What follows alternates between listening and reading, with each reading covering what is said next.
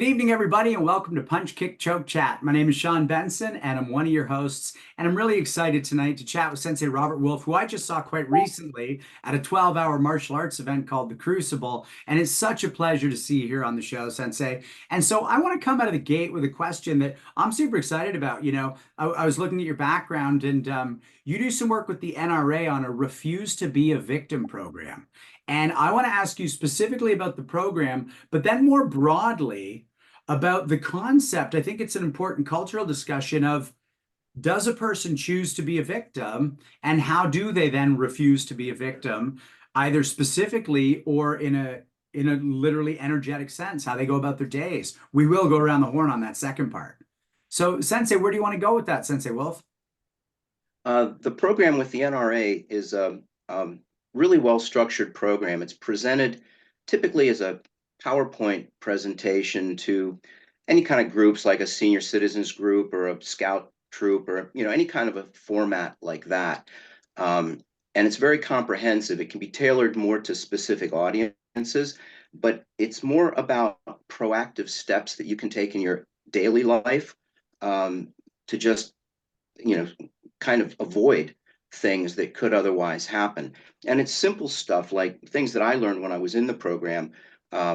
When people go away on vacation and they stop their mail, I had no idea that what that entails is a list goes up in the post office in an unsecure area. So anybody walking in there to drop off packages or anything else can see who's not home that week. And so don't do that. And there were lots of hints on how to secure your home, particularly in the outside, how to make it less approachable, and then all kinds of stuff with online safety, banking safety. It's not really oriented toward self-defense in the sense that we would normally think about it. Okay. It's much more tailored toward ordinary citizens and the kinds of things they could do to protect themselves. That sounds awesome. That sounds really practical and like day-to-day oriented. Very much so. Right on. And I think the broader question then I have is, do you think there's such thing as a victim mindset, and what is it, and how does someone not fall into it? I think there's plenty of studies indicating there is such a thing. And I think that's as much a psychological response to correcting it as anything else. But it all has to do with just the way a person carries themselves a lot of the times. One of the things that one of the PhDs in the dojo, Sarah St. Angelo, published as her Shodan thesis, an article called Benefits Beyond Technique.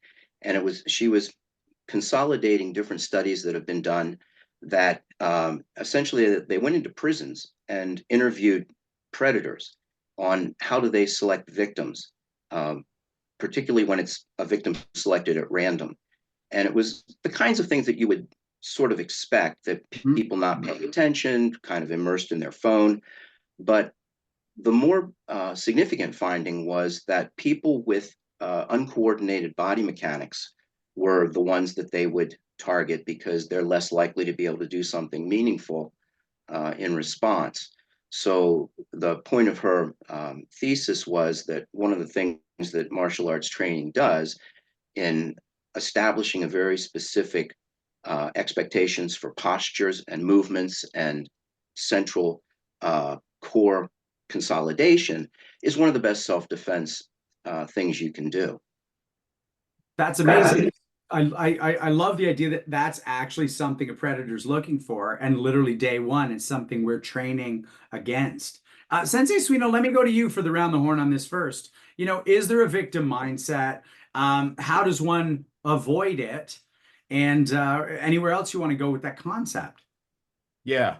Listen, what do I know? I've just got opinions on this, but I do have opinions. I think there's a victim mindset, and there's two kinds of problems. I think it is people who are unaware. So there's a mindset of not paying attention, not trying to be proactive. And then there's a mindset of passivity. I think people who are typically passive or submissive are more likely to be more likely to be victims. I have this theory in life, and forgive me for being a little outrageous, but I started watching this show called The Dog Whisperer, with Cesar Millan, and I watched the way he trained dogs, and I started trying some of those principles on the kids in my dojo, and they worked swimmingly. And then I had a moment, a light bulb moment, and I said, wait a minute, let me try this on the adults. And guess what? It works on the adults too. One of the things that you notice first in packs of wolves and dogs is the hierarchy is always in play. They're always establishing who's submissive, who's dominant, right? It's the same thing in society, whether it's overt or covert, right? Whether it's explicit or implicit. We are always creatures of our hierarchy, and we're always trying to figure out where we are in the hierarchy. So if people have an unaware or submissive approach to life, they are more likely to get dominated, whether that be by people who are well-intentioned or people with bad intentions. So my theory is there is a victim mindset, and the way you deal with that is A, become more aware, and B, figure out where your place is in the hierarchy and whether you want to stay there. Love that. Thanks, Sensei Suino. Hanshi Legacy, let's go to you next on this. Do you believe there's a victim mindset, and how do you believe people can counteract it if there is? I don't know about that. I just don't. I just know that if somebody's going to target you, say he looks up my house and my garage door is open, he sees my motorcycle, and they're going to steal it. You got, I'm just going to say other bikers, because they're looking for bikes. They're not going to care who's in there. You know what I mean? So most of the time, you should just, what I think of you, like what you people said, you should be aware. Don't go to shady places. Do things in the daytime. Lock your car doors. Just there's small things really. Take self-defense courses. Take karate or jiu-jitsu or something. So that you can actually defend yourself when it comes down to the actual fighting time. So that's all I can say about that. Everybody's covered everything already. So Thanks, Sensei. Before I go to you, Sensei Dauphin, the one thing I just want to say is, when I think about the victim mindset, I actually think about it as like a woe is me, like nothing ever goes my way. And I think this came up in last week or the week before from Richard Bach Illusions, but argue for your limitations and they're yours. And so I do think when someone's like, nothing ever goes my way, they shouldn't be shocked when things don't go their way. And so that's less about a physical victimhood and more about a psychological victimhood of loss. And, I think you said this, Sensei Wolfe, like sometimes you got to deal with that psychologically. Like that might need a therapist to go, where are you at? Where did that come from? And why are you stuck in that? Why don't you believe you're worth winning? I.e. not losing and being a victim. Sensei Dauphin, where do you go with any of this? Since Legacy said don't go to shady places, him and I have been to a couple shady places through the years. When you say that poor is me mindset, Sean, I guess the question I would pose is why would somebody do that? And the answer that I have is because that's an energy suck, right? They're doing this poor me thing because that's the way they get attention from people. And they're not seeing that there's going to be some negative consequences from a predator, right? So I guess where I'm going with that is, I don't know that there's actually, when you say, is there a victim mindset? That almost suggests to me that it's intentional. Like somebody wakes up and says, today I'm going to go out and I'm going to be a victim. And I don't believe that anybody does that. Right. I think it would be better to say that there are certain mindsets that make you a victim. Right. Rather than saying that there's a victim mindset. Personally, that's how I feel about it. I think to defend yourself, like, don't look like a victim. Carry yourself a different way. And also a question everybody should always ask themselves is, why would somebody attack me? Like, why would somebody perpetrate a crime against me? I can guarantee you, Sean, if I'm standing there with a Rolex watch on, and there's a 97-year-old woman standing next to me with a Rolex watch on, the predators are going to say, based on, what Sensei Wolfe said about physical abilities, they're going to be like, where can I get the easier Rolex watch? Yep. Don't be the person. If you determine I'm a woman, it's sexual assault. I'm a man. It's going to be somebody who's drunk and on drugs.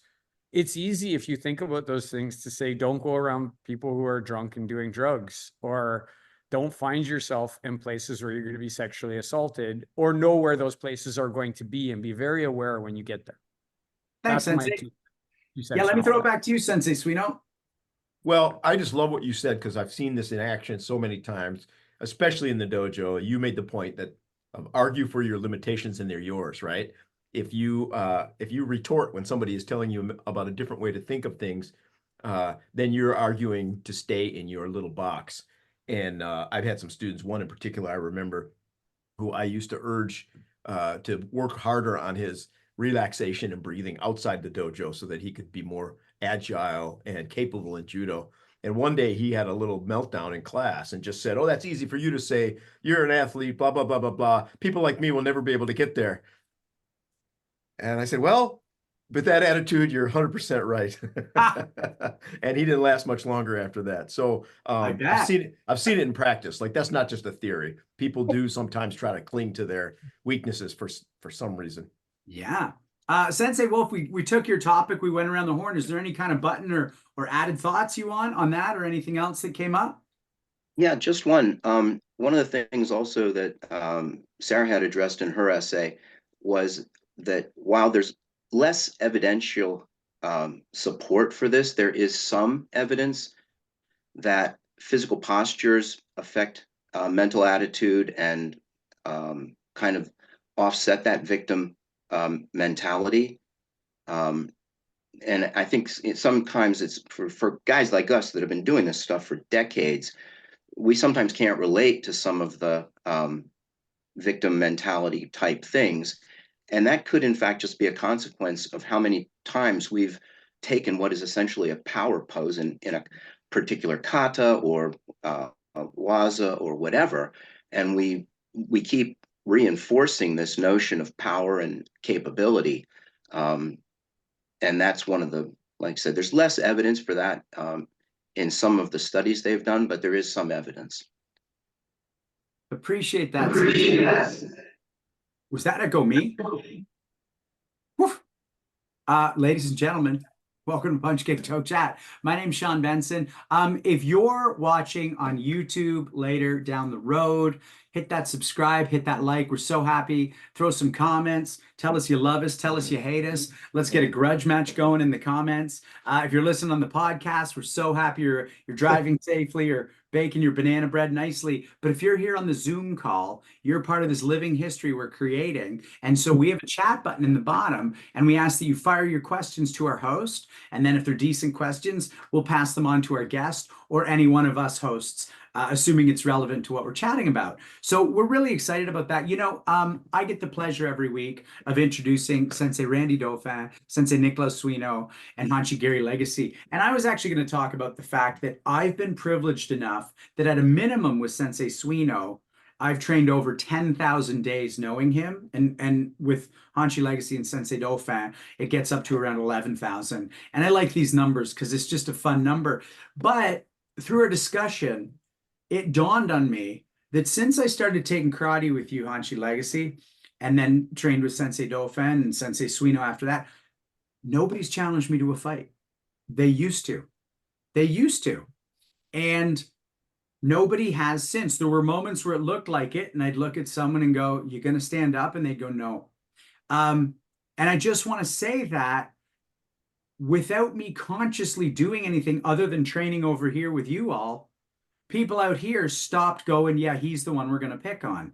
And that's just something I was reflecting on fondly while Sensei Wolfe was actually talking about a certain type of training will make people see you standing a certain way or looking back a certain way. And, you know, I probably wasn't super effective as a white belt, but I was already in a combat mindset thanks to you all. So I just want to say thanks to my teachers for making the world look at me differently in ways that I wasn't even conscious of. Sensei Dauphin, let me throw it to you. I'm excited to introduce Wolfe Sensei. He's the founder and chief instructor of Itten Dojo, and he began his training in 1975, right? So if you didn't see him drinking my coffee tonight out of the Itten Dojo coffee mug. I'm a respecter of education, so he earned his Bachelor of Arts Degree in Japanese Studies from Bucknell University and has since taught since 1985. Wolfe Sensei has trained in swordsmanship since 1990 and Aikijutsu since 1992. He holds ranks of 6th Dan in Aikijutsu, 6th Dan in Isshinryu Karate, 1st Dan in Muso Jikiden Eishin-ryu iaido. That one rolls off easier for me. Also, and this one, Kirigami Menjo certificate in Ono-ha Itto-ryu Kenjutsu. He's a certified, as we were talking about, he's a certified by the NRA to teach refuse to be a victim, crime prevention, and personal safety seminars. Sensei Wolfe retired from federal civil service after a long career supporting the U.S. Navy as a logistician. A highlight of his career there was that he received the Navy Emeritus Civilian Service Award, and that's the 3rd highest decoration possible for a civilian employee of the Navy. As an author, Wolfe Sensei has published numerous articles addressing martial arts in a variety of periodicals, ranging from popular magazines like Inside Karate, Martial Arts Training, Aikido Today magazine, also the internationally distributed academic publications such as Journal of Asian Martial Arts. He served as the assistant editor and was a frequent contributor to Bugeisha Traditional Martial Arts magazine. One of our former guests, rest in peace, ran that magazine. His first book, A Journey of Sword and Spirit, was published in March of 2024. It's available on Amazon in print and in Kindle editions. For me, I've trained with Sensei Wolfe in Kitchener, in Toronto, in Michigan, and I hope to in Itten Dojo sometime. He's always told me I'm welcome. It's just been a scheduling conflict to date.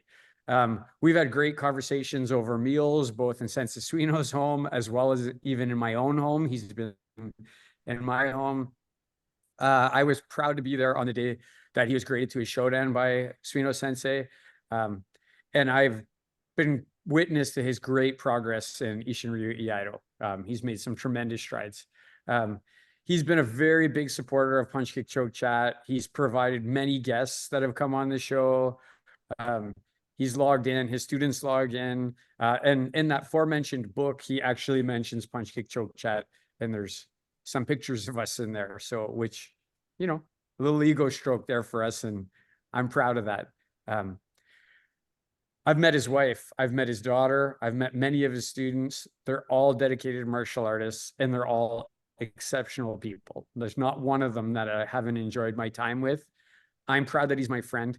I'm proud that we finally have him here on Punch Kick Choke Chat, and I just want to thank you, Wolfe Sensei, for coming on. Thanks, Sensei Wolfe. And we are going to throw it to Sensei Wolfe right away, but there's something I have never quite fully mentioned, and it dawns on me tonight it's time. Sensei Wolfe, the 1 week he wasn't here, we had the most inadequate introduction by me of our guest. This is something he takes time, effort, digs in every week. And I just want to point that out because while we have a lot of wonderful people working behind the scenes, those intros are something that Sensei Wolfe takes time and pride in. And I just want to say, listening to it tonight, it really dawns on me how much you put into that. So thanks, Sensei Wolfe, for that. Thank you. Work isn't work when you're having fun, right? Thanks, Sensei. Sensei Wolfe, it's all about you now. So, you know, you've watched the show, you know where we're going. What was it like for you growing up? And I know you did some interesting stuff related to martial arts before you started, but what did bring you in then to that first martial arts club? Well, I think the biggest influence was my father.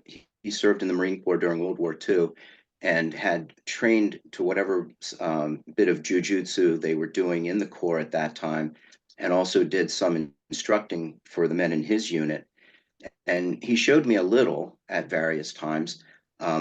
I had expressed interest in trying to train in something formally, and I never really understood why, but he was not especially supportive of that. So I really didn't have the chance to start training until I was in college. Freshman year, there was a boxing gym class that I took, and then I took karate as a gym class. When I came home for the summer, I looked for something locally, and that's when I got started in Isshinryu karate. And so during the college years, I trained in Shotokan while at college, and then Isshinryu while I was home. I started because just doing a gym class and once a week wasn't going to cut it. So I started a karate club and got the instructors' classes at the college funded by the college, so students didn't have to pay for it. And we had multiple classes then a week. I got involved in judo for a while. That got a little bit old because I was the only person in the class that knew how to punch and kick and take ukemi. So every time it was self-defense portion of the class, the instructor says, Wolf, throw punch. So he knows exactly what's coming, and I have no idea. And after getting planted multiple times that way, I decided, yeah, I think I'm going to focus on fencing and karate the rest of the time I'm here. So quick question for you, as somebody who's done Isshinryu, Okinawan, and Shotokan Japanese karate, did you at that time clock a difference? Oh, very much so. And it was, it's everybody says it's kind of stupid to try to do, especially as a beginner, two different styles of karate at the same time. And that is absolutely true. So yeah, there were big differences that I would have to switch back and forth between. But when I graduated, I eventually got reintegrated to the Isshinryu dojo here. And then that's where I trained up until 92. And talk to us about being in Japanese studies while doing martial arts, because, even with Sensei Suino, who we know can speak Japanese, and do you think they feed each other in a way that's significant? And what would you say to somebody who's not either a devotee of the history or even looking at the language that they might be missing, if anything? Well, I was really fortunate when I was in college. I didn't start Japanese until my sophomore year. And then in my junior and senior year, I was the only person at that particular level. So I had private instruction an hour a day, 5 days a week with a really wonderful sensei. I was reasonably conversant by the time I graduated. I could carry on a conversation for like normal, everyday kinds of things. My biggest skill was translating from Japanese to English. I was no good at trying to go from English to Japanese because it's too complex. But I was good going from Japanese to English because I didn't try to just transpose things like most people did. I would, if there was an idiomatic phrase or something, I'd try to figure out what's the equivalent. Because if you just transpose the words, an English speaker looks at that and goes, well, that makes no sense. Yep. So that has proven useful to me that I can't really speak all that much nowadays, but I have all of my reference books, all of my dictionaries. When I see something, I can research what did the Japanese really mean for that technique or the name of that waza or something like that, because it matters. Things like most Americans translate nukite as spear hand when it really means extracting hand. And so there's nuances like that you miss if you don't have the ability to at least do a little bit of research. Sensei Suino, let's jump to you on this. And I want to add a quick idea because, my parents my dad was an English professor, and there was an idea that scholars were actually the worst people to translate like Greek poetry. You needed a poet to translate Greek poetry. And so I really like what you're saying, that you have to find what's the English version, not the literal translation. Sensei Suino, where do you go with that? We have talked about this before, but what am I missing by not knowing Japanese that you and Sensei Wolfe might benefit from? And if somebody's younger, they might be listening and go, oh, I actually should learn more. Yeah, well, I got three thoughts on that. One is when you learn kanji, you learn some really cool stuff about why the things are shaped the way they are and what the history of those words are. And so if you learn kanji, like the kanji for bu and budo or bushido, the way it's constructed tells you a lot about the history and the philosophy behind the idea. So that's one. I think learning kanji is really helpful. Two is just knowing the meaning. Japanese is a very literal language. So people make a big deal out of things like Jodan Uke. Well, that just literally means, upper block. And the more you know, the more you know, the more of those Japanese vocabulary words you know, the more you're saying something that you know has meaning rather than just a bunch of words.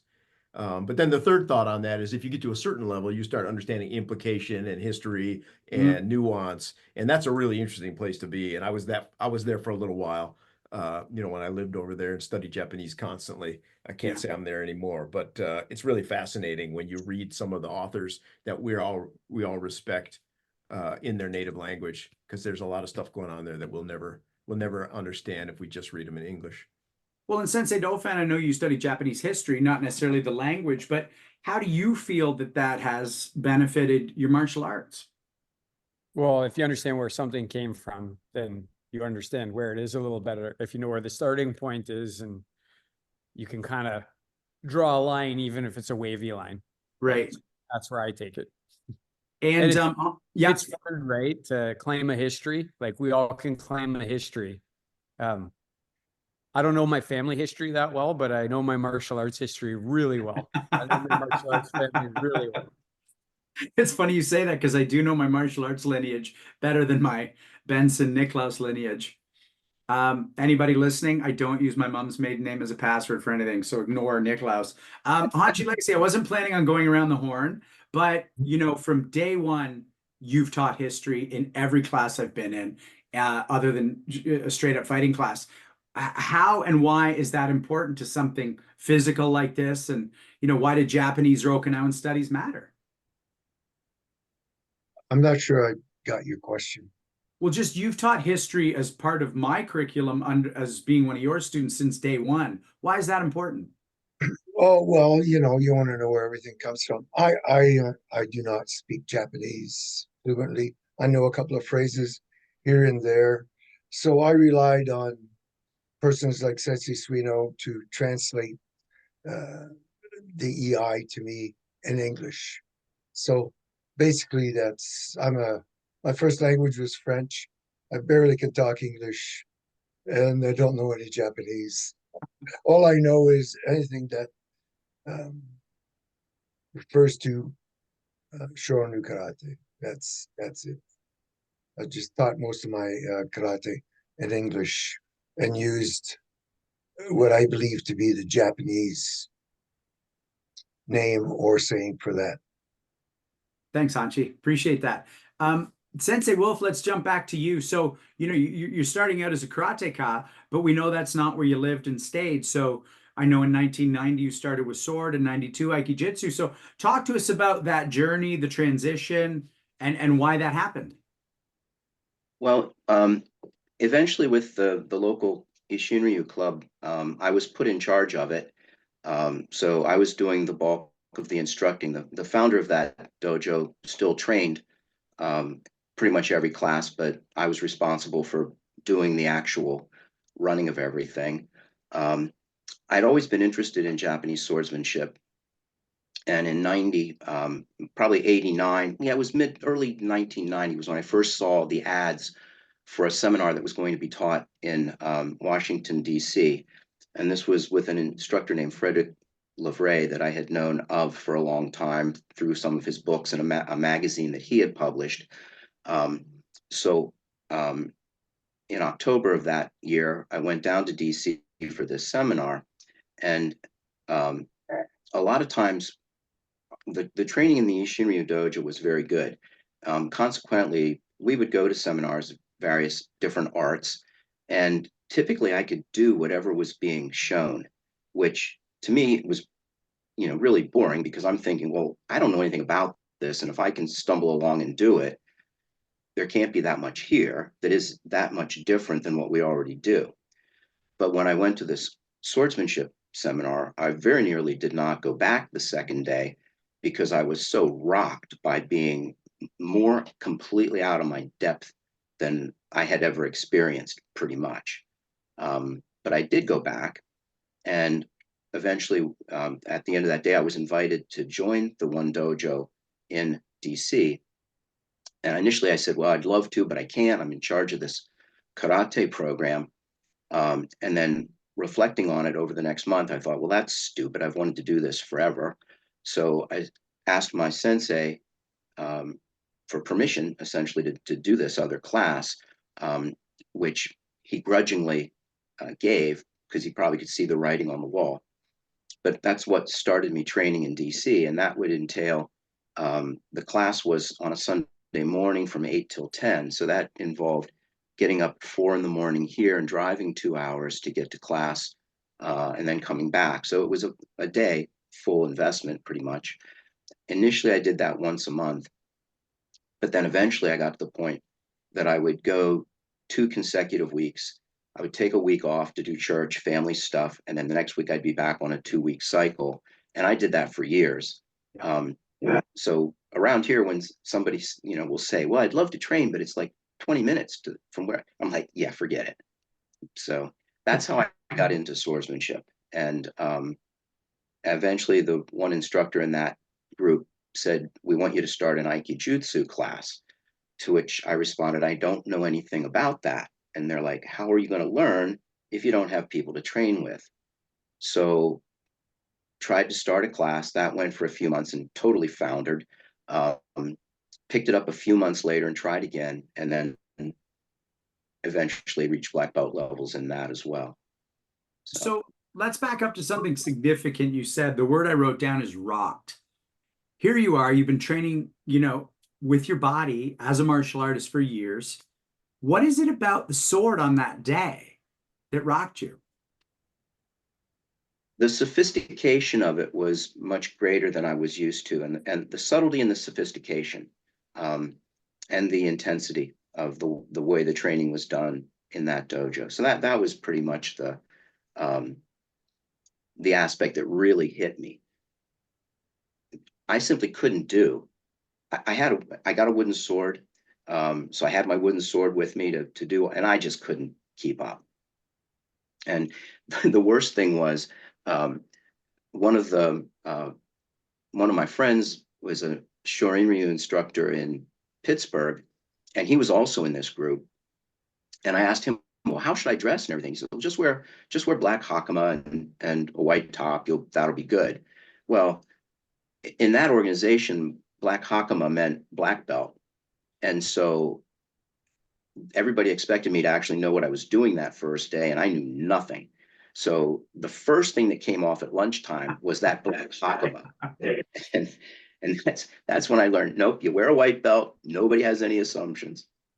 Right on. Sensei Dolphin, I want to go to you. You have fallen in love with the sword, with iaido, in a way that you've, achieved the rank of 4th degree black belt in that art. And what is it about the sword for you when you first started it? What was your experience as someone who was very adept at martial arts? And you're laughing, so break that open for us. I didn't like it when I started. I was told to do it. Ah, The first seminar I went to, I was excited about it. I think it was one of the first times since the Isshinryu taught a seminar coming back from Japan. It was at the University of Western Ontario. There was like 60 people, and he put us in a forward stance, and we did a draw. And then I held my arm, my bokken out for like 20 minutes while he walked around the floor and adjusted all 60 people. And when I got in the car with Sensei Legacy, he said, "That was awesome. What did you think?" I said, "I hated that. It was terrible. I'm so sore and I don't like it." And Sensei Legacy said, "Well, that's too bad. I'm going to be doing it, so you're going to be doing it too." And then it unfolded from there. Having said that, it didn't take me long to fall in love with it. One of the things that I really enjoyed in the beginning when you grip the sword is what we talked about in the beginning, is the feeling of history. When you wrap your hand around that sword and you actually can yank it out and do something with it, you're in a lineage of like deep, deep, deep warrior history, cultured history, intelligent history. And as a person who loves history, that was one of the first things. Now today, of course, I just love so many aspects of it. It's all encompassing. thank you so much. By the way, this goes back to an earlier conversation we had, but a comment came in from Rai Bailey. Pardon me if I'm saying that wrong. "I'm teaching Shoto, Japanese calligraphy, and Itten Dojo at Itten Dojo, and no kanji. And each waza, name origin, brings you more understanding and your moves make more sense to you. Each kanji part has a meaning, almost stories. A bit of what you said, Sensei Suino. Even I'm Japanese myself, still find more information and am fascinated to gain depth of the knowledge. This is the first time I listen to PKCC podcast, and I am enjoying and learning each sensei's. Thank you so much. And finishes with arigato gozaimasu. Thank you. Really appreciate that.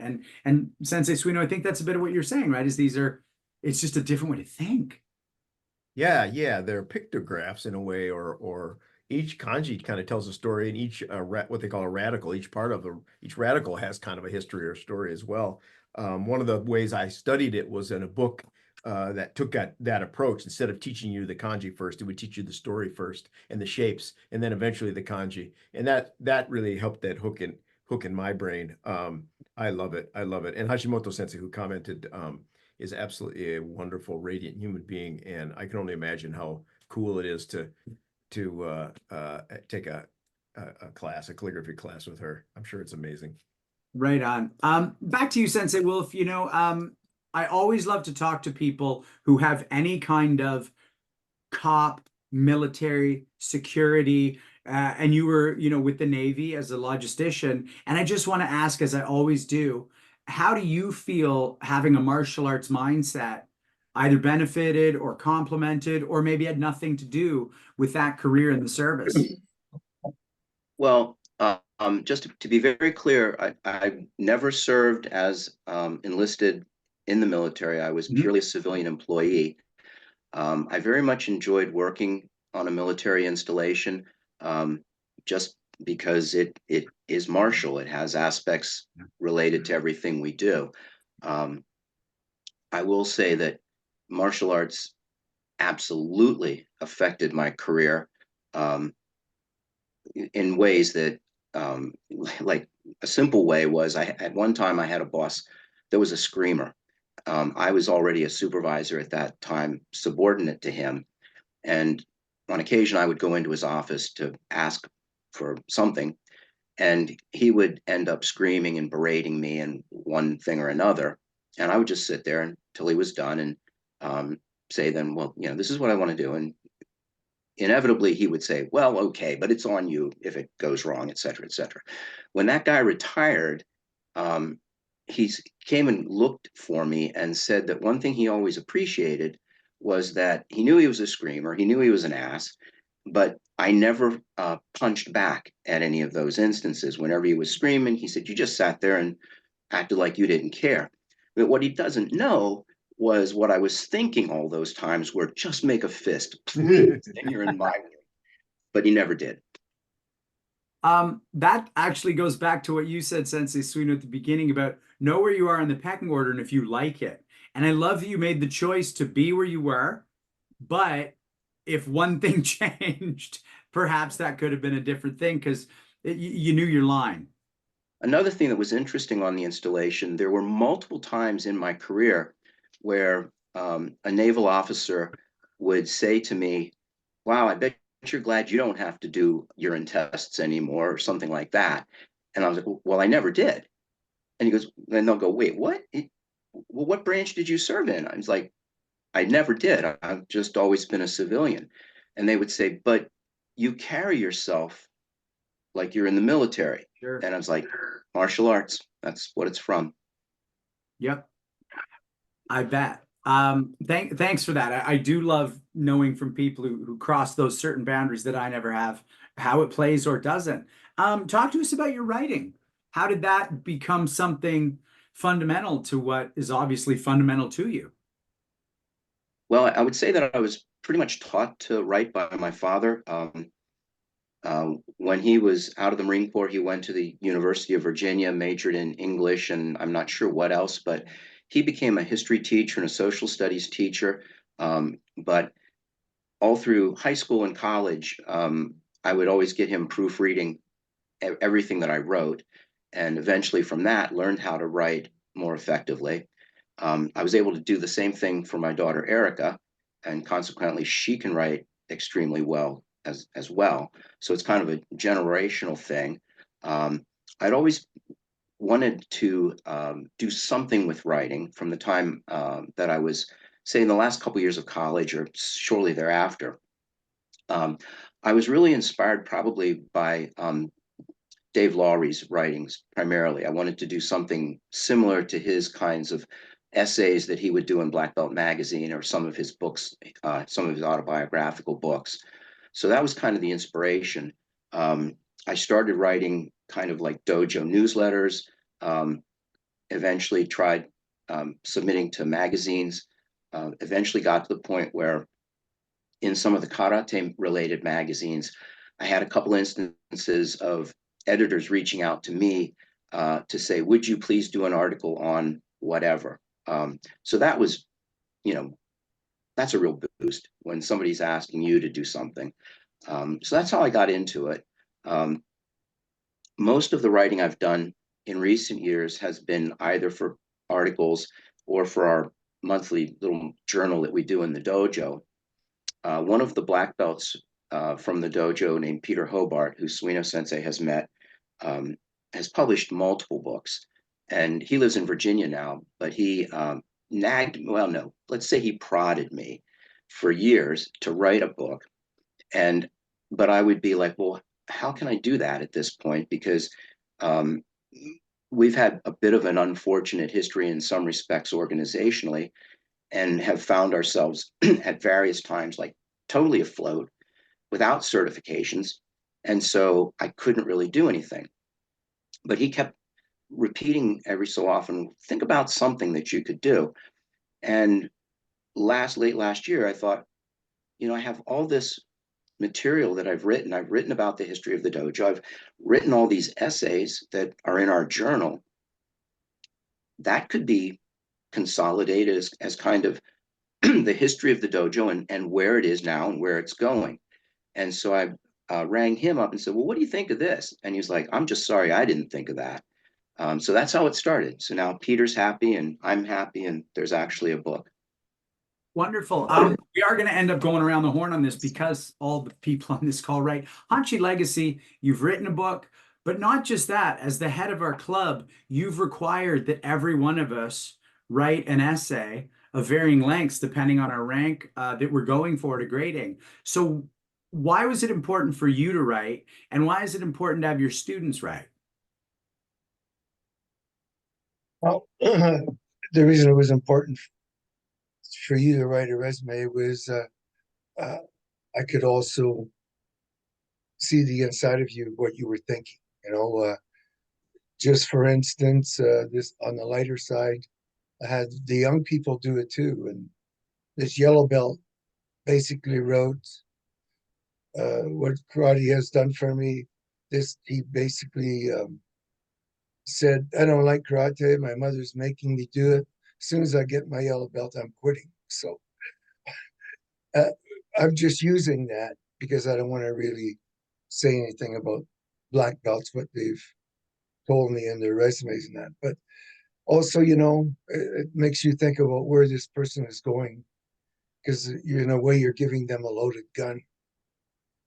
So you want to make sure that they're stable and they're thinking the right way so you can direct them into the right way.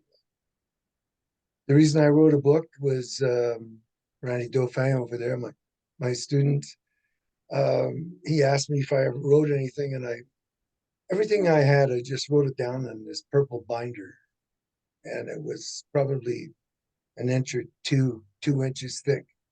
And I gave it to him to read, and he said, you should make this stuff is, it's not bad. So with a little bit of his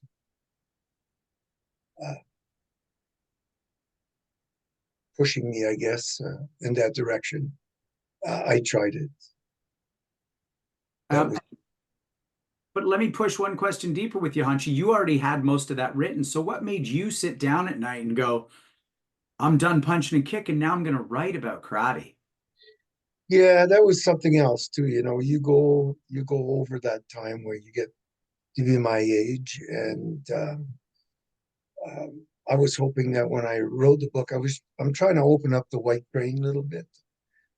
So I'm trying to introduce it in that book, and then I'm doing something else now about showing the katas and the physical part and what you're going to get from white grain. Well, most people after a fourth dan don't have a program.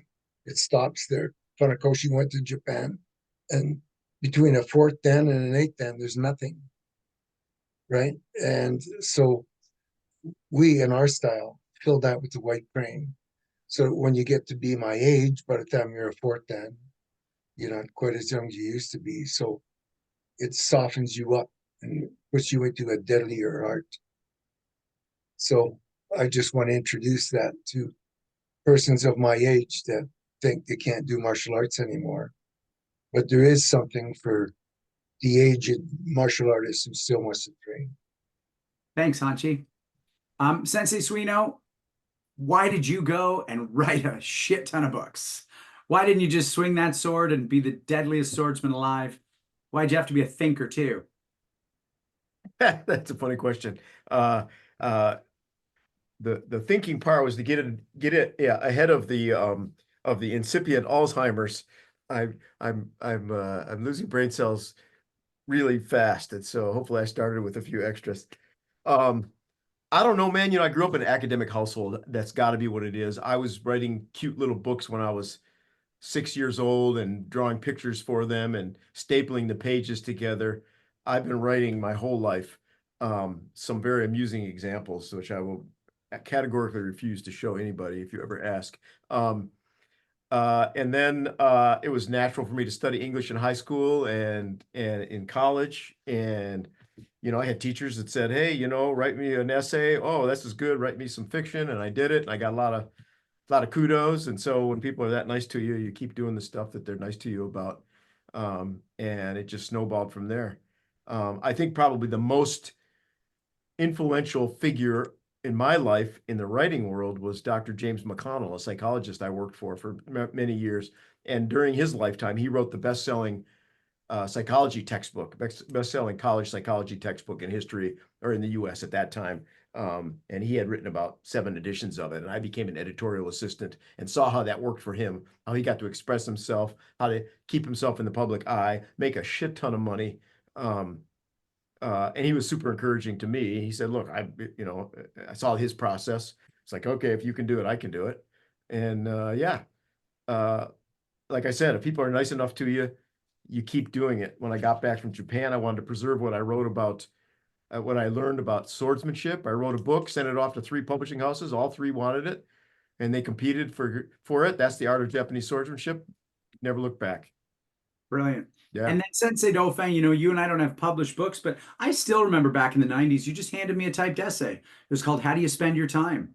And it changed my thinking around martial arts from that day forward, because it wasn't for an essay topic for your grading. It was just something you were thinking about. And I was like, oh, this is something just to do. It doesn't have to have a deadline or a requirement. Why did you do that then? And why do you keep doing that kind of thing now?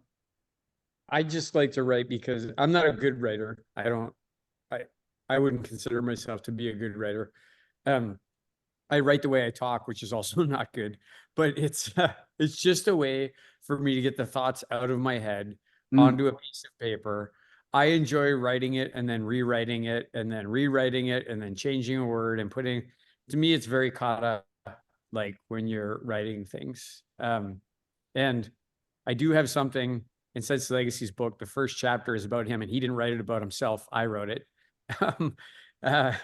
And I also want to just say one other thing. Sensei Legacy has also been published in magazines. So a lot of people don't remember that, maybe because it's from back in the 80s and 90s, but I do, and I still have those magazines. And if you beg me, I might let you come over with white gloves and open it up and read the magazine. I just want to add a quick idea, because the thing for me about writing the way we're talking about, we're in a very disposable culture. Sending a text is technically writing, but it's a quick whimsical thought. And there's something about writing where I'm choosing one word over another instead of just riffing or rambling. And I think that's really cool. And I think given the nature of this show, the word I want to use is posterity. You're going, I believe this for right now. Well, maybe I'll change my mind in 5 years and write something else. But right now I'm hitting like print on this. And you now get to read it, and it now gets to stand as a discussion topic or something that you can insult me for or agree with me for. And I think there's something really powerful in that. The word, the pen is mightier than the sword, perhaps. Sensei Wolfe, back to you. So, we're deeply entrenched in the 90s. You're literally creating clubs in Aikijutsu, and you're doing sword, and you're maintaining your karate. Talk to us about that time and how your martial arts is developing as you start to age and study more, and what that feels like for you. So through the 90s, Itten Dojo was founded in 92.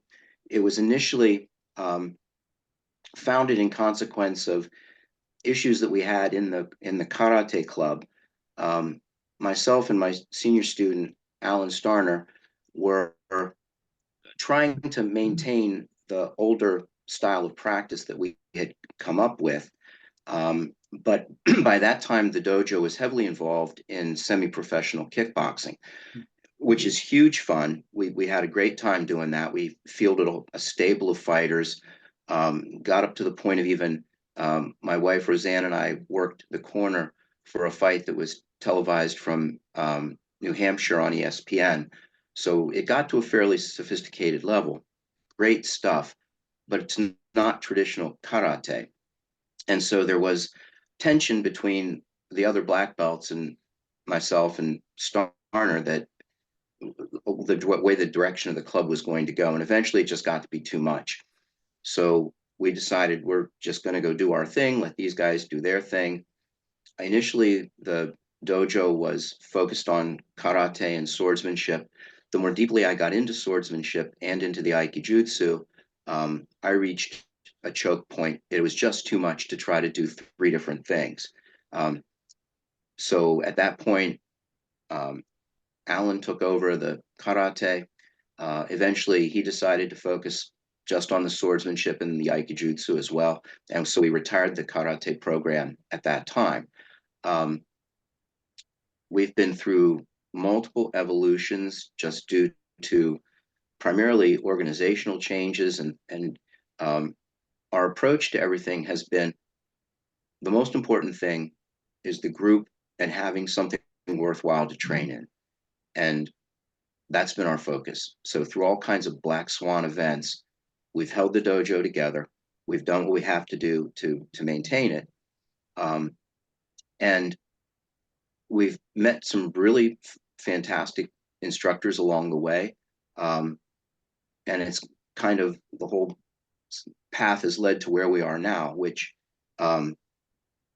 basically is everything I ever wanted. And so the story ends very well, but there was a lot of turmoil to get to be where we are at this point.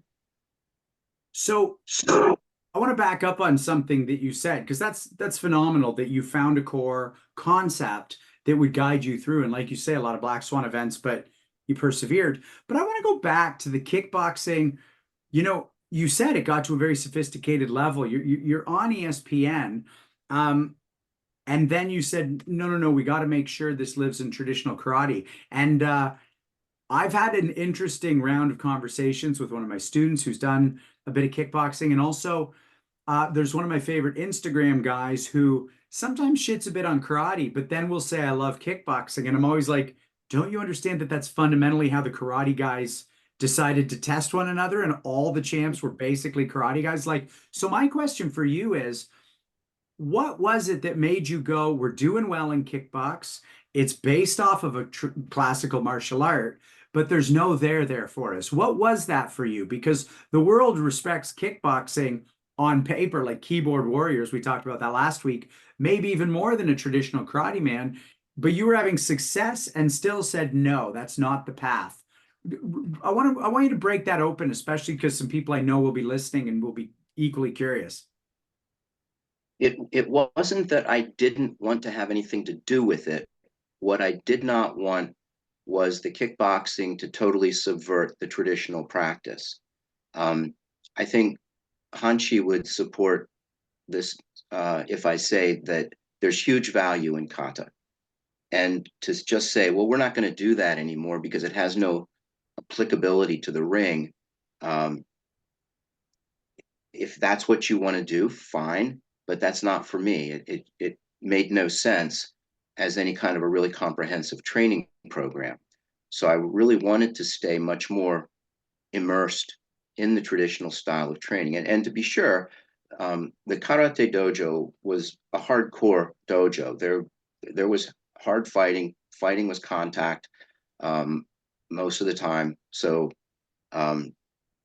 the saying with the black belts was, I'd rather take a beating here than out on the street, which, and so we all got pounded, most of the time. And being the smallest guy in the dojo, that got a little bit old too. So eventually myself, when we were brown belts, one other guy and I, who were having basically nonstop headaches for weeks at a time.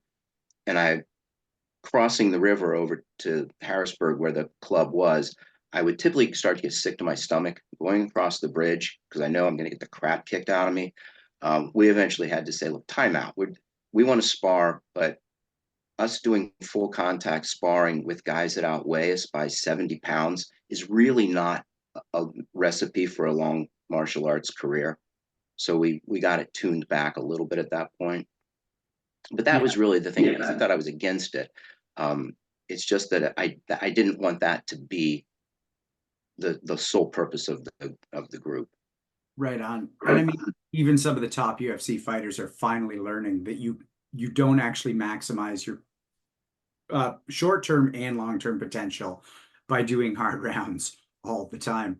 Hanshi Legacy, you've done some full contact.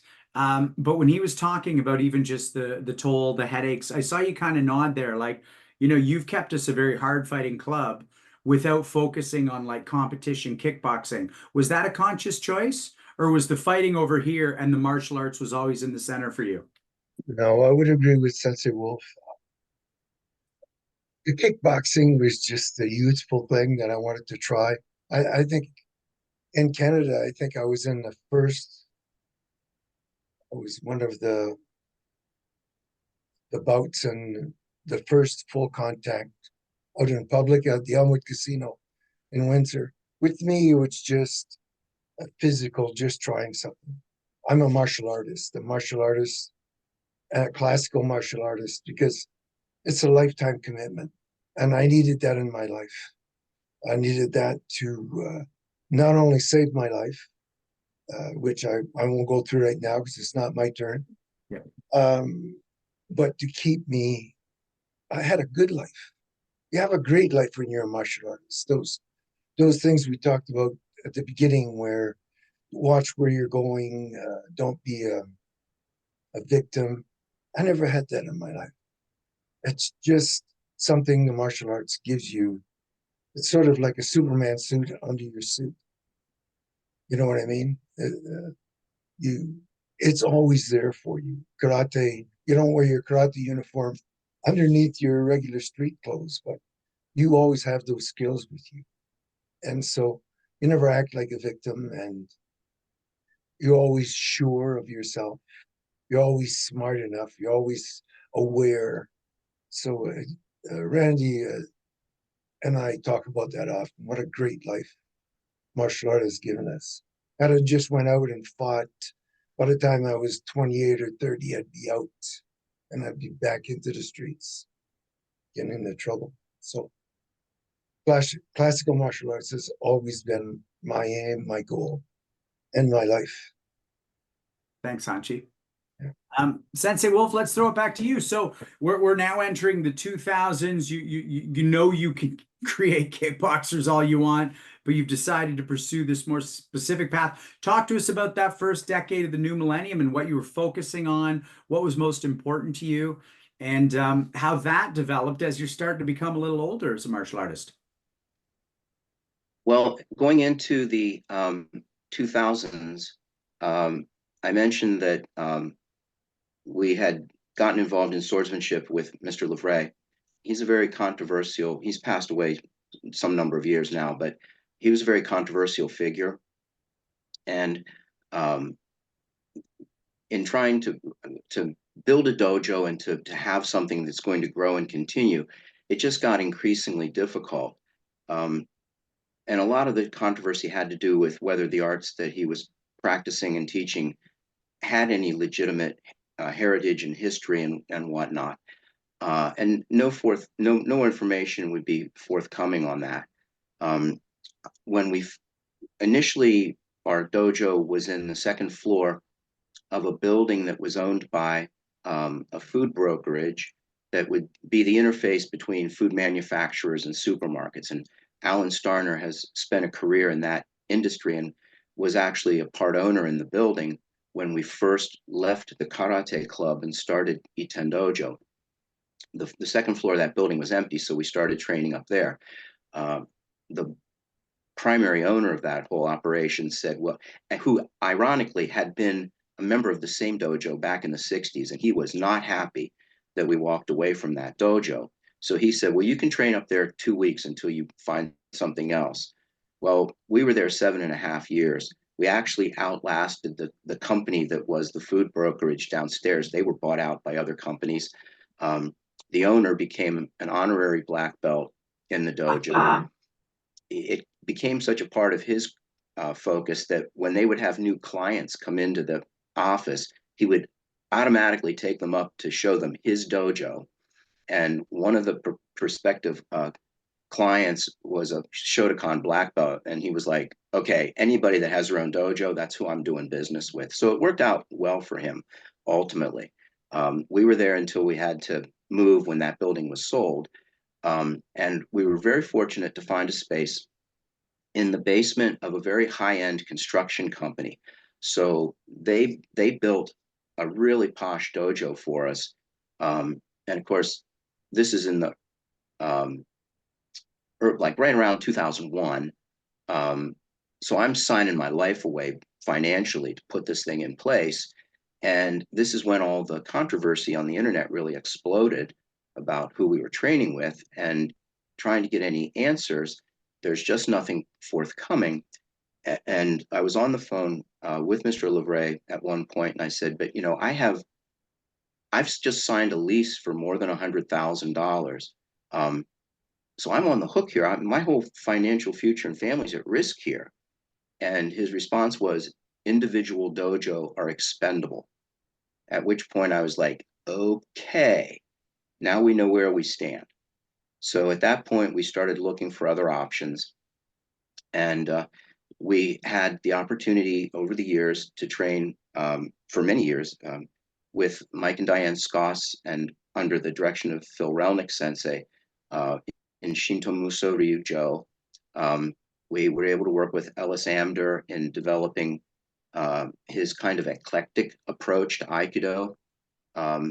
And those things worked well. Eventually there were some difficulties and whatnot. Eventually we were invited to go back to the previous organization that we had left, because all of the management had changed, different day. And it was stuff that we had fun with. So we made that transition. But then people passed away, other people came into power, not a good situation. So that's all the black swan events that kept happening that we had to deal with. And so about 4 years ago, we found ourselves pretty much afloat. Other friends that knew me for many years stepped in and replaced certificates that had been stripped, and so that we had a basis to work. But the path that the dojo was on did not have any practice of iaido at all. And in 2018, we had invited Suino Sensei to come for a weekend, just for a fun weekend, because I had known him for a long time. We had corresponded. So we did just a get together. We did some iaido, we did some judo, we did some newaza, and had a really great time. And so in the midst of all this chaos in 2020 at that point, trying to figure out what to do, Jevin Orcutt, one of the black belts in the dojo, said, well, aren't you friends with Suino Sensei? Can't you ask him about iaido? And I was like, duh, didn't even think. And so we invited Sensei. I said that initially I thought this would be just a supplemental program. And I said, if that's not worth your time, I totally get it. But Suino Sensei said, no, I'd love to work with you guys. So September 4 years ago, he came for the first time and we were totally blown away. When he visited in 2018, it was just for fun. So he wasn't really going deep on what these arts really hold. And the first time we saw it, that was even at the initial levels, we could see it was unlike anything we'd been exposed to. The iaido took off. It was initially 6 guys. It quickly became the largest and still is the largest component of the dojo. And then eventually we have gotten involved in Nihon Jujutsu as well, which is another fun story of how that all developed. Do tell. Well, I don't want to just override everything. The simple story was Sensei wanted us. We were trying to preserve a practice of like Aikijutsu related, and Sensei said, "Well, why don't you and Starner learn Kihon Kata 1 because that has 8 techniques that are similar to stuff you know, and then I can work with you in my real-time self-defense applications." So Starner and I went out to JMAC, and we started into this form, and the first 3 techniques had direct analogies in both the Aikido that we had done and the Aikijutsu we had done.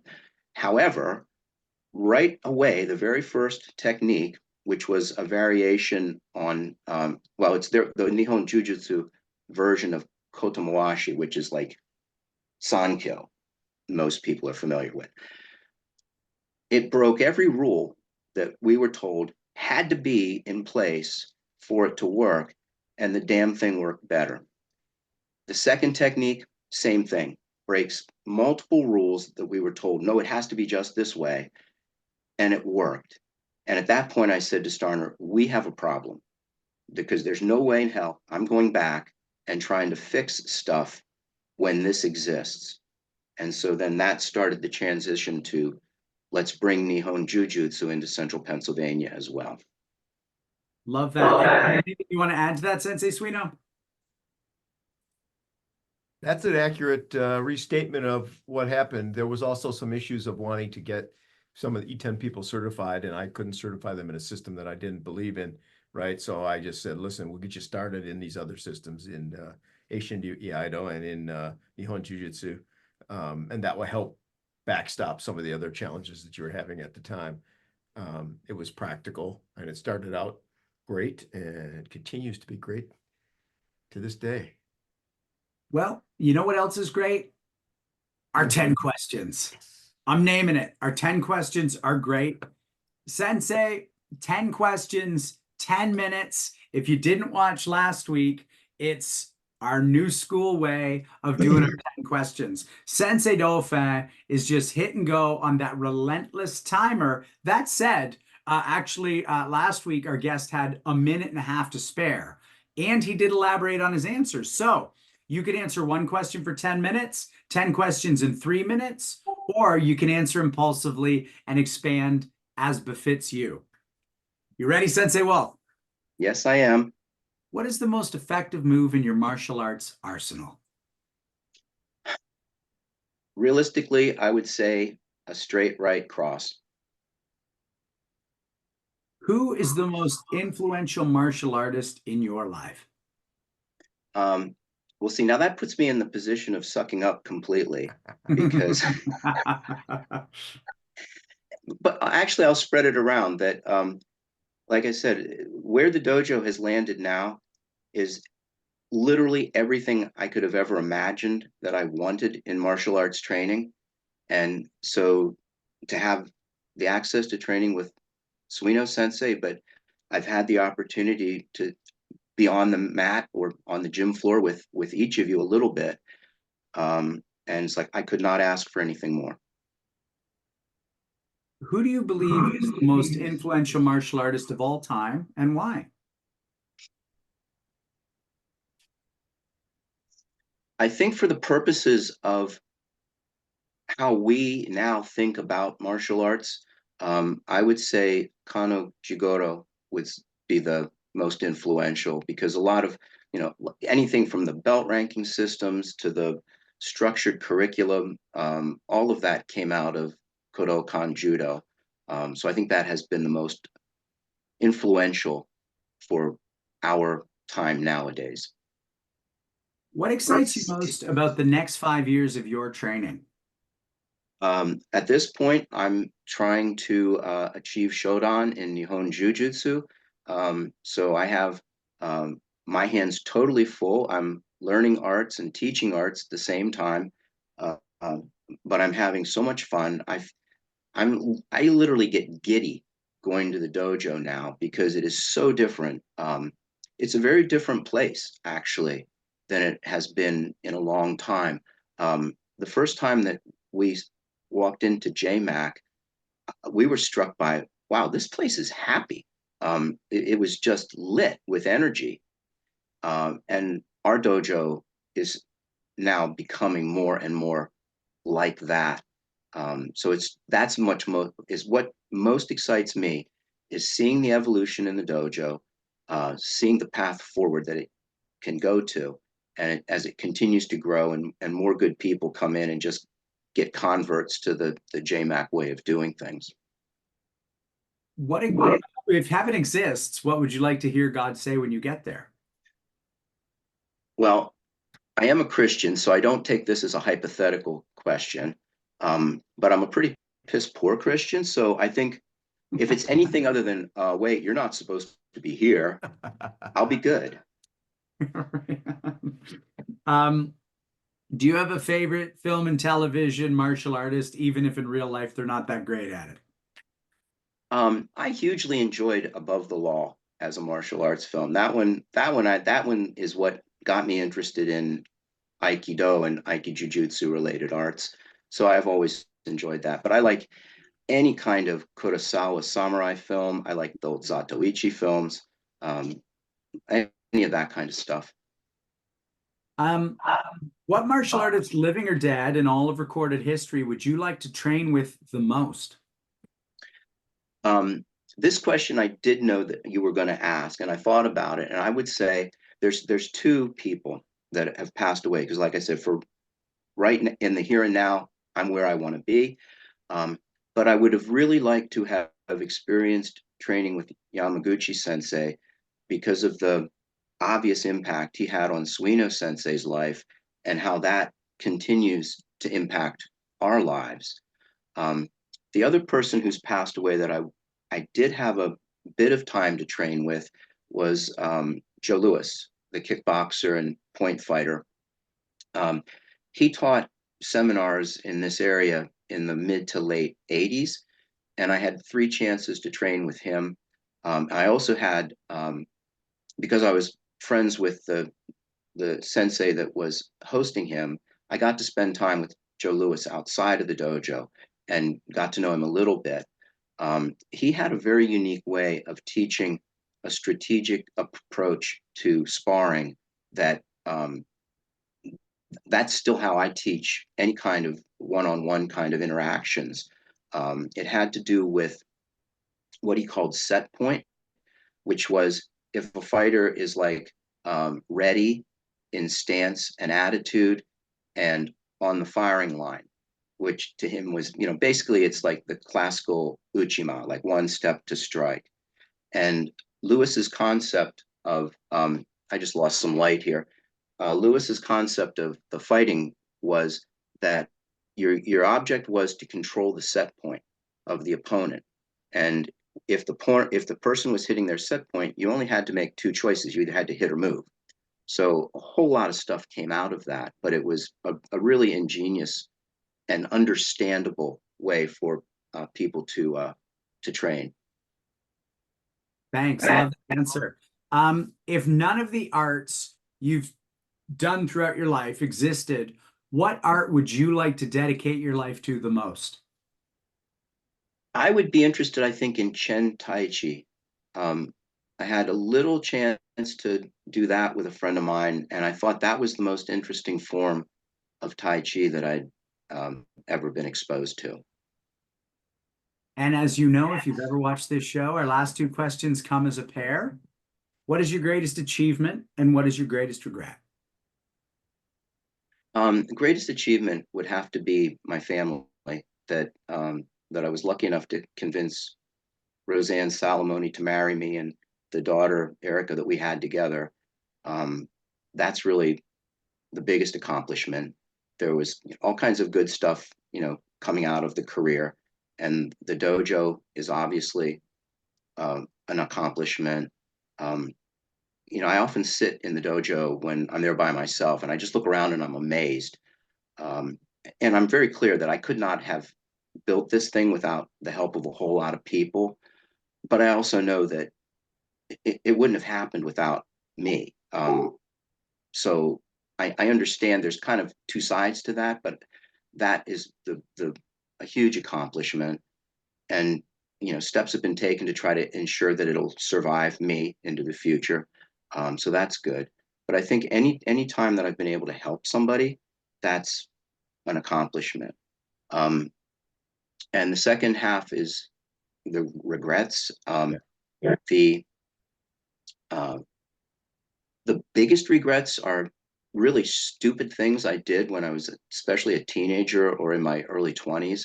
That some of that stuff I'm lucky I survived, but it was really stupid.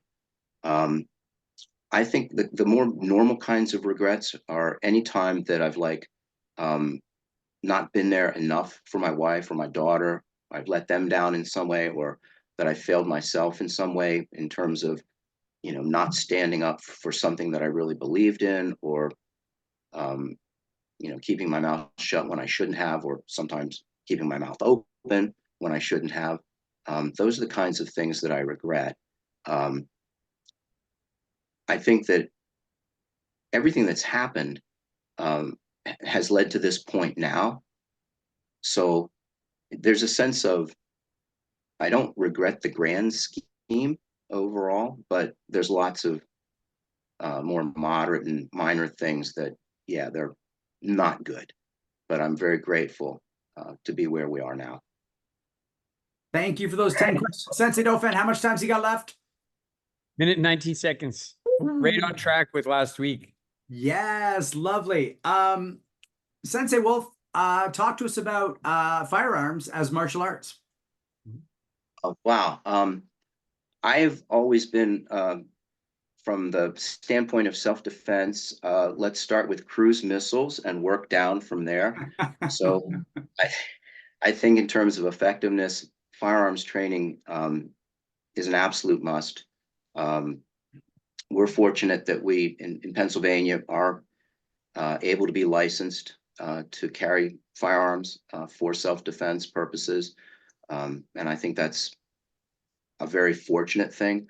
I think the training that we do, particularly in swordsmanship, relates to firearms use in the sense of the structure and the attention and how you're engaging with the target.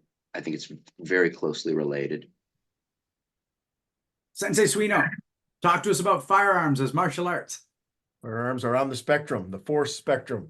The more you want to prevail in difficult situations, the higher up the use of force spectrum you need to be capable. Firearms are part of that. I don't think we can ignore it. You don't have to be fanatical about it, but you certainly should at least understand how firearms work and have some sense of how to make a firearm safe to be around and know what is bluster and what is bullshit and what is truth when it comes to firearms. Yeah, I think it's an intrinsic part of the use of force spectrum. And I think those of us who do punching, kicking, and choking ought to know a little bit about shooting as well. Hanshi Legacy, firearms as martial arts. Probably. That's all I'm gonna say. I don't have firearms.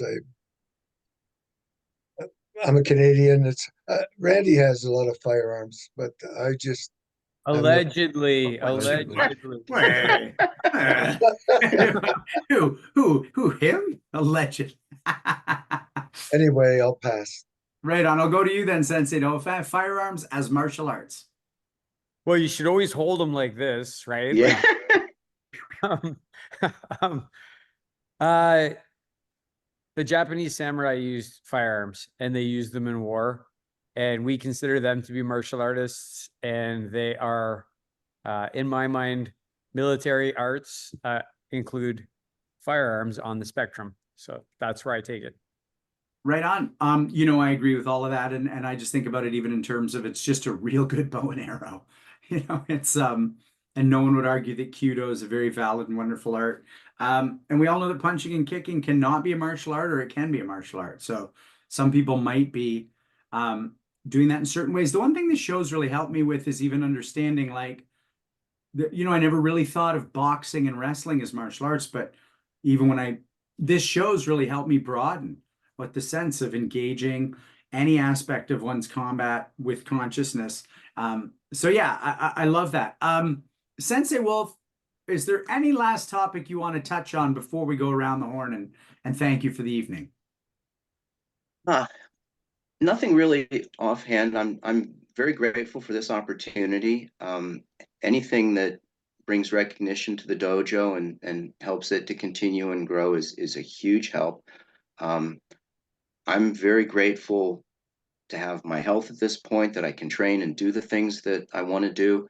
I'm very grateful to have the opportunities to do the kind of training that we're doing now. Because like I said, I am having literally the most fun in 50 years of martial arts. The most fun is right now. And I'm hugely appreciative of the opportunities that Suino Sensei has given me, and especially even the opportunities to get to know all of you. Well, thanks for that. And we are going to give you the last word after we go around the horn and say a few thank yous, which I'm going to start with right now. So, ladies and gentlemen, we do not have a show without our behind the scenes help, which comes from Robert Schlumsky, Justin Shea, Andrei Sedashev, Alden Adair, Jesse Villay-Vitao, Sydney Dauphin, Josh Kitchens, Christiana Landel, Daniel J. Holland, Drita Gugliani, Stavros Davroulias, and Emily Ruth Driscoll. We say that because she's our new addition. We want to hype her because we want to hype other people to come and help us too. Thank you for your help, everybody. You don't know about this show without those people hyping us, so we're going to hype them. We go around the horn now. We're going to start with Hanshi Legacy, and we're just going to talk about our time tonight. What do you want to say, Hanshi? Well, Sensei Wolfe, it was a pleasure to have you here. It's good to, in a way, it's sometimes when you have to struggle to get something, it's more valuable to you, instead of just getting everything handed to you right away. So just keep going in the right direction. I think you're doing all the right things. You're with a good person in your eye, etc. Hopefully I'll see you in the near future. I think I may at some point. And thank you so much for coming on our show. It was a good section that we were happy to have. Thanks, Hanshi Legacy. Sensei Suino, what do you want to say about our time tonight? Great time. Always good to converse with Sensei Wolfe and just get another perspective on how this has gone. It's been a great ride so far. We love going out to Pennsylvania and working with the folks at Itten. And we love it when they come to JMAC. And now, of course, everybody at Itten is becoming part of our greater martial arts community here. And the more we do that, the more opportunities each of us have. We all have the opportunity to get better together. Ever since the first time I heard Hanshi Legacy talk about that idea that when you set foot on the mat, what you know in martial arts is represented by that part under your feet. What you don't know is the rest of the dojo. And I think about that every day. And I count myself as somebody who is just taking one step onto the mats. There's so much more up there to learn. And it's so much fun when you have people that are enthusiastic, willing to take that journey with you. Sensei Wolfe, thanks for being on the call. There's a lot more to come. Can't wait for it. Thanks, Sensei Suino. Sensei Dauphin, where do you want to go with our good night for Sensei Wolfe? Such a fun and enjoyable evening. a lot of similarities that I didn't know about, Wolfe Sensei, between you and I. Neither of us started our martial arts journey in the YMCA, unlike so many other people who've been in this call. We both started our martial arts journey in post-secondary education. And that's where I met Sensei Legacy, was when I went to university. And so that's interesting. I liked right off the hop when you said Nukete is not a spear hand, it's an extracting hand, because I've actually been thinking about stuff like Shuto Uke and these different words. And then Sensei built on that with Joden Uke, like high block, like it's just that thing. But then that thing can apply to any way you move your hand from like the mid-level to the upper level, right? It's not necessarily just the way we do it. So you opened all that when you made that one statement. I really liked when you talked about waking up at 4 a.m. and driving 2 hours. Sean and I many times got up like 5:30, 6 o'clock in the morning, drove through winter storms to get down to Sensei Legacy's class and train with him. It's still, you know, an hour and a half drive for me to go. I was just there last Saturday. I'm going to continue to make that drive. Like yourself, my sword teacher is 3.5 hours away in a different country, and I have to pass across an armed border to get there and learn that art. But hey, if you find something, it's worth it. The time is always well spent. One thing for me, I always enjoyed the anxiety of going and the thoughts, and then the retrospect after you've trained, the thinking you do on the topic. And I'm sure you did those things too.